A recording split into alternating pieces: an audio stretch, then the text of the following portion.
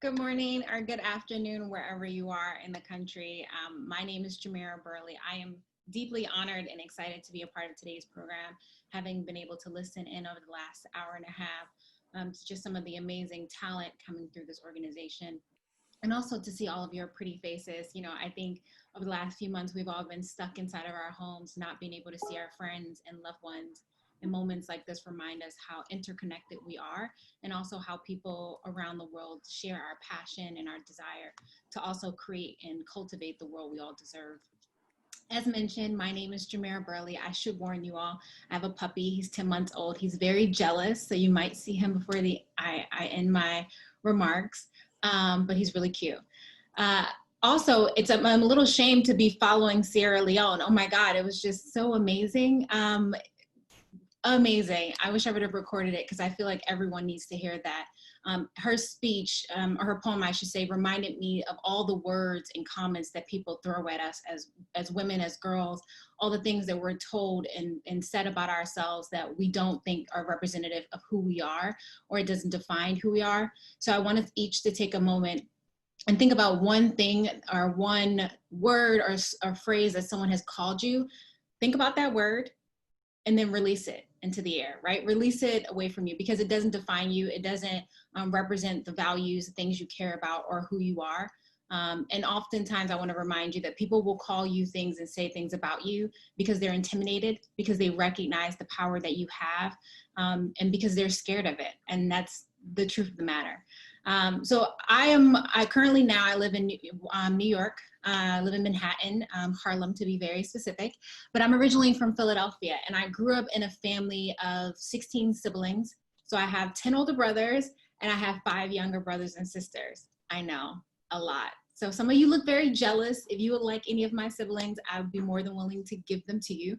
I try to give them away all the time, but I grew up in a household very much raised by women, right? My mother, my grandmother, my aunts and uncles, but it was also a family in many of the cases surrounded by male energy, the trauma that happened to men, the issues reflected of men. And because of that, oftentimes the issues and the experiences of women and girls were just not elevated to in a way that I felt cared for and respected. That being said, it wasn't until how I got involved in activism, which through my 20-year-old brother Andre was shot and killed in Philadelphia, did I realize how important it was to, one, speak out on the things that were happening to me and to my community, but two, how do I ensure that people who look like me, people who come from my communities, young people, didn't experience the same type of discrimination, the same type of hurt, and oftentimes the same type of death and trauma that I did. And so I got involved, right? I was 15 years old. I didn't have a lot of money. I didn't have a huge title. I wasn't an elected official. And I wasn't famous, right? Those are oftentimes things we associate with power. But I realized that I had a voice, that I could do something, that I could add a new perspective to the world that was oftentimes forgotten that I existed.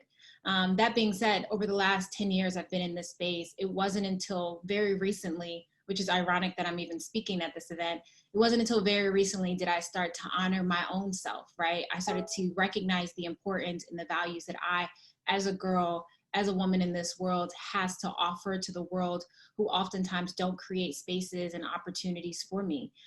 It wasn't until I was put in a space where I was able to elevate my voices, but more importantly, talk about the issues that are uniquely specific to women and girls.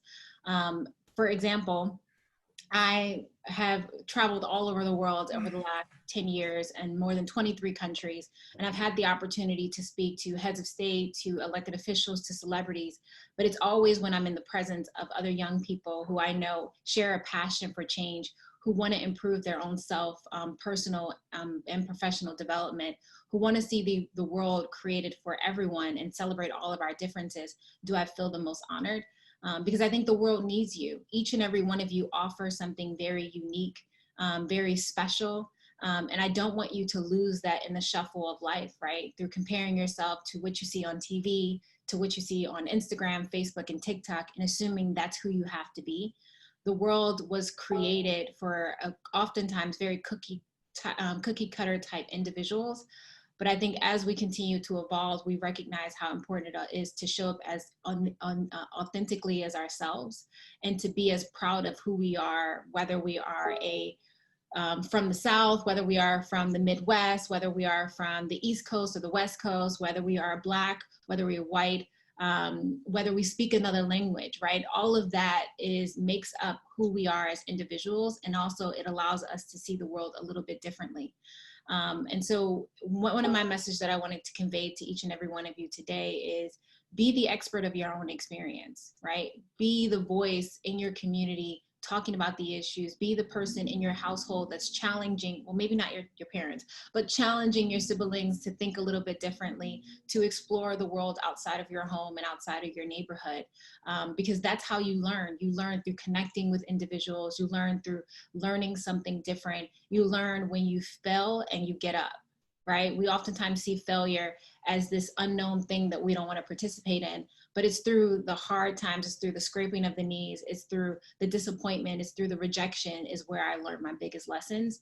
That one, nothing is guaranteed, right? You have to work hard. And when working hard and showing up as authentically yourself, recognizing that there are barriers uniquely designed for you in this world, and how can you work to break down those barriers or knock down those glass ceilings for not just you, but also the girls and the women that will come behind you. The world is not an easy place to exist in, especially being a woman. We know that as we celebrate International Day of the Girls, there are still girls right now in this world that are being discriminated against, that are being oppressed, that are being kicked out of their schools, that are not able to get their feminine products because of what part of the world they live in. Some girls are even forced into child marriage and child labor. This is our reality, right? In a time in which we feel so connected, in a time we feel so educatedly enlightened, there are still girls who are suffering. And so I challenge each and every one of you to think about your own individual privilege, to think about the opportunities you have, to think about the people in your family who care about you and who brought you into the space. And think about how you can offer those same opportunities and privileges and insight to the rest of the world. We can't create the world we deserve unless each and every one of us put our minds, our hearts, and our ideas on the table. I wish in many ways that a space like this was created when I was growing up, and at your age, that there was a space where I could go to and be my authentic self, a space that wasn't quote unquote safe, but it was a space that was designed for me to be brave in, right? Where people cultivated and celebrated who I was. And so honor that this space exists. Now the question is, think about who is that one person that you know who isn't able to join something like this, and share those resources, share those opportunities with them, because we all become greater when we share with the rest of the world. My mother used to say that sharing is caring. So if you really care about someone, if you really love someone, how are you sharing what you have with them to enable for them to be just as great and as brilliant as each and every one of you? You know, I like to try to be as positive as possible. Right now, at this current moment in our history, it doesn't feel so positive oftentimes. I know a lot of us feel depressed, broken down. We feel like we want to go outside and hang with our friends. We want to go back to school and learn. We want to just enjoy life without constantly feeling boggled down by the decisions oftentimes of adults, right? Because we're oftentimes not, well, I should say you are oftentimes not in positions of power where you're able to tell them what you care about and why certain things are important to you. But I want you to remind yourself that your age doesn't define your impact in the world. There is no age requirement to change the world.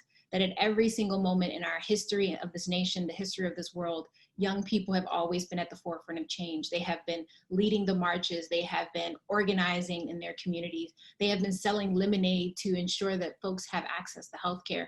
There are an abundance of opportunities and resources you can tap into to create the change you want to make, even if that change is just within yourself, right? Even if today you woke up and said, I want to change this thing about me because it's going to make me happy, then do it, right? You don't have, when I talk about change, it doesn't have to be this grand change where it impacts everyone around the world. It could be something as small, as simple as something that will impact you or your family or your community. But I really want you to leave today thinking about the connections you made, the smiles you saw on the screen, because those are also hard to come by. the information that was shared with you, and now the family of people you've been indoctrinated into. That sounds very cult-like, but the family of people that you've been introduced to, who are going to continue to support you along this way, who can continue to cheer you on, even if it's not in person, but in spirit, because we all recognize we share a very unique identity with each other, right? There are unique experiences that are specific to women and girls that no one else can ever take from us. And so remember, when you see someone walking down the street, if you see a girl or a woman, to smile at them, because they know what you're going through, and they're also trying to survive and thrive in a world that was never designed for them. With that being said, look at me as a resource. I'm always here to support you in your growth and your development. But also remember that today wasn't just about, you know, celebrating the accomplishments of women and girls that have already been done, but more importantly, to celebrate you and all you will do for the rest of the world. So I'm honored to have been a part of this space, and I will continue to send you all good vibes as we continue to try to get through this interesting year that we find ourselves in. But I appreciate you offering me the space, and I hope you all enjoy the rest of your day.